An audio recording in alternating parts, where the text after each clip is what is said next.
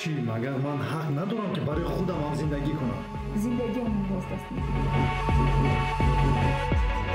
و تا وقتی که یک جای زندگی میکنیم من حق دارم کارگرا فهمی.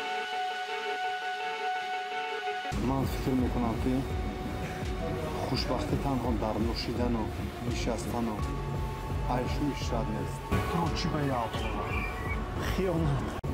خوشبختی در عائله است. فراموش کردی که در جایی این راه حل نیست.